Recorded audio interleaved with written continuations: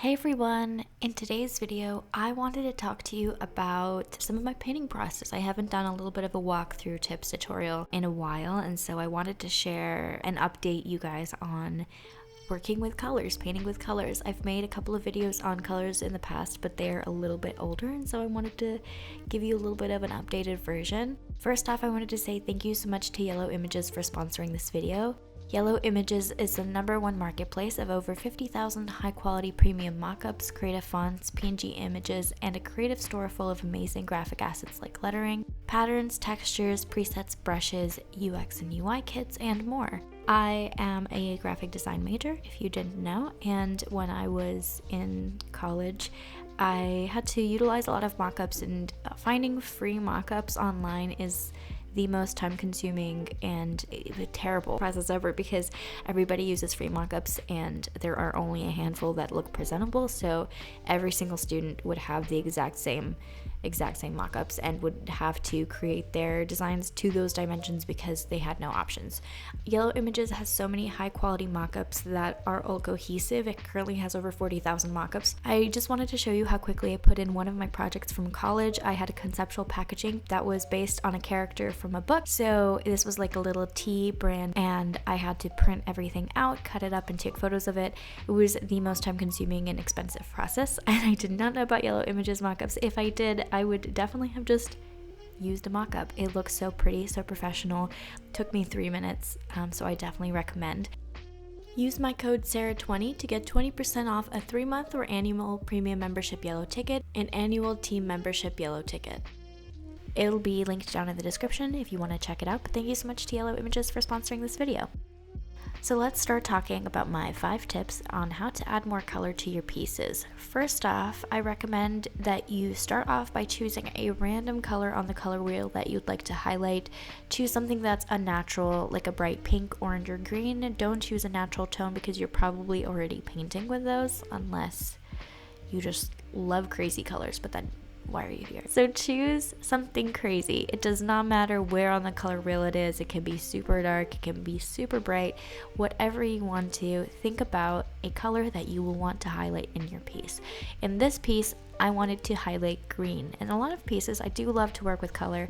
It's something that I've become a lot more comfortable with in the recent years. And so I when I go into a portrait, I often think, like, what colors do I want to be, like, popping out?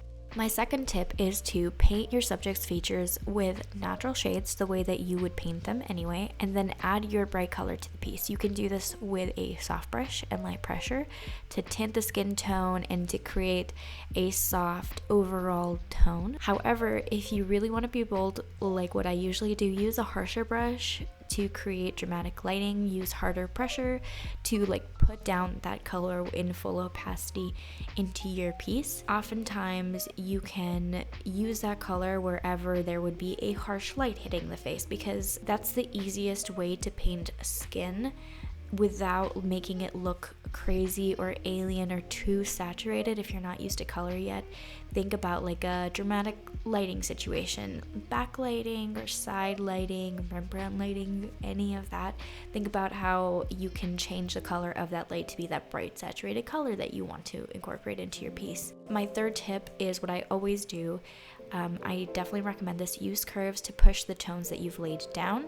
Adjustment layers are going to be your best friend when painting, and I cannot stress enough how much you should be using adjustment layers. I personally swear by them. A lot of times I'll put down a base color that's sort of similar to what I'm thinking, have pictured in my head, but when I put it down on paper, the colors don't really pop the way I want them to. They don't all mesh together. So using curves to push the different hues and tones in your piece is going to make everything a lot more cohesive. For example, if you have kind of a clashing color scheme, using curves is going to sort of tint them all with the same adjustment.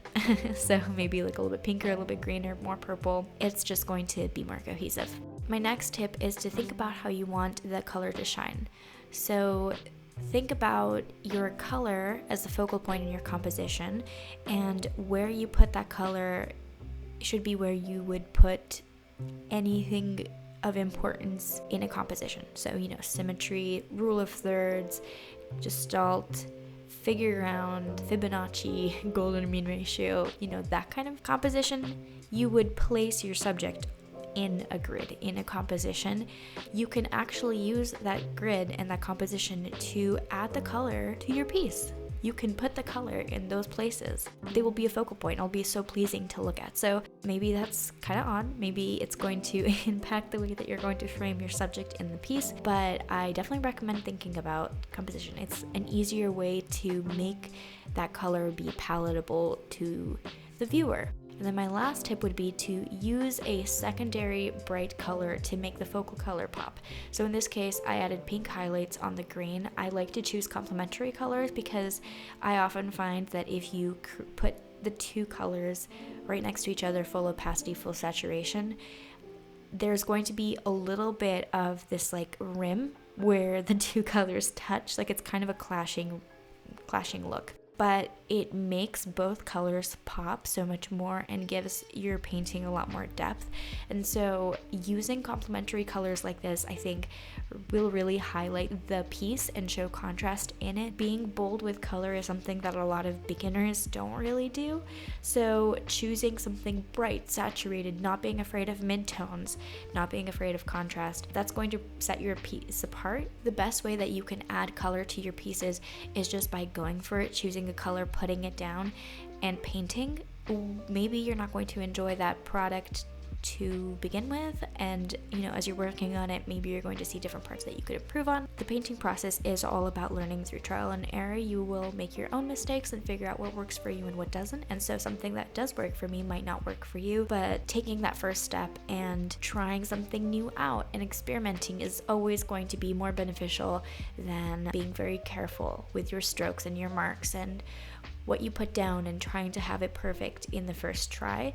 I definitely recommend playing around, choose some random color, slap it on the piece, mix it in with natural colors. But this particular painting was a little bit difficult for me because I have been personally struggling with painting deeper skin tones and not using my curves and my adjustments to lighten the skin too much at the end of the painting. I've wanted to try to maintain like having a deep skin tone in a painting without the painting looking too dark, and so I was struggling a little bit in this piece with adjusting everything at the end just right. However, I do really like the way that it turned out in the end. I think it was successful.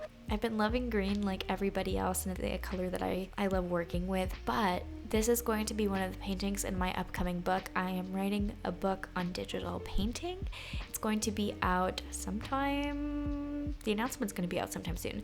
So if you want to follow me here or on Instagram, you can click the notification bell to be notified whenever I post a new video, potentially give you updates about the book, and follow me on Instagram to find out more about the book and about what I'm working on.